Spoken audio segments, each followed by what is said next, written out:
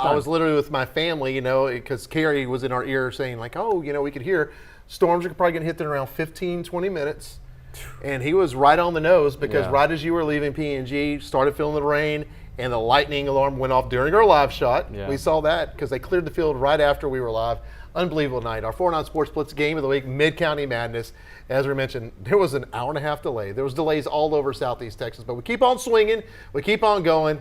Let's get to those highlights from our 4-9 Sports Blitz game of the week. Yes, and it was Mid-County Madness, and it was a madness kind of night. Rain all over the triangle. Pick things up here early on. P&G with the ball. And that's going to be Brock Hebert coming up with a big time run there. More from the Indians.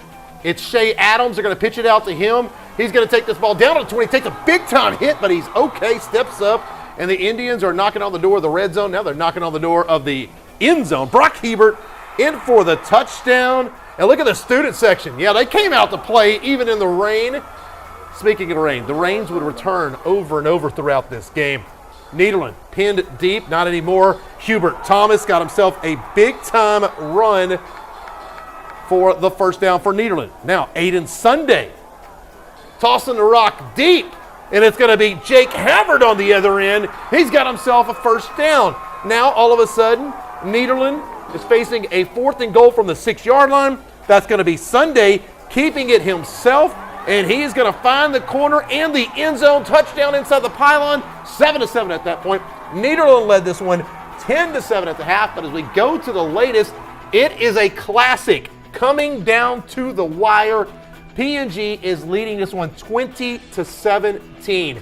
Now I can tell you exactly what's going on right now. P&G was just driving inside the 10-yard line. Keep in mind, they already had 2 turnovers tonight. 2 bad punts gave Nederland short fields, and the Bulldogs took advantage. That's what you do. I was going to say. We saw Jasper do that against Hampshire Finette earlier this year. Yeah. Well, guess what?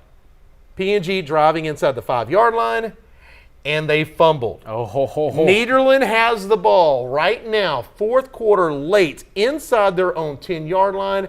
Definitely a lot of things can happen in this one. And it's a wet night. You got to hang on to that football. When we picked this as our game of the week, people said, it's because I went to P&G, right? People were just rough. Yeah. They were saying there's better games out there. P&G 6-2. That or the Lumberton LCM game. Nederland's 2-6. Well, last night, Lumberton beats LCM 41-7, and I said you never know what's going to happen in Mid-County Madness, and right now that is happening. 20-17, P&G. Sorry if I'm looking down because I'm keeping an eye on this one right now. Indians trying to hold on for dear life at the end. It was the right call. We saw it last year that Nederland came out and won that game. Anybody can win in a rivalry game, especially on a wet night when the ball is slippery. 3 turnovers, like you said, is really going to have a big impact on the game.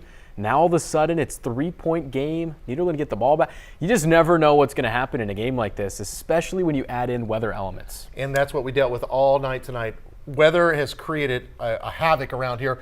There are still 2 games going on. Not only is Mid-County Madness still going on, the BISD Memorial Bowl, last we heard was Westbrook was leading that one 14-7. Yep. And, we're trying to keep up with all this while we're live on air. Unfortunately, couldn't be live in the studio. But Nederland now backed up inside their 5-yard line. I'm taking a peek right now, trying to keep you updated to the very latest. And it looks like they got themselves a first down.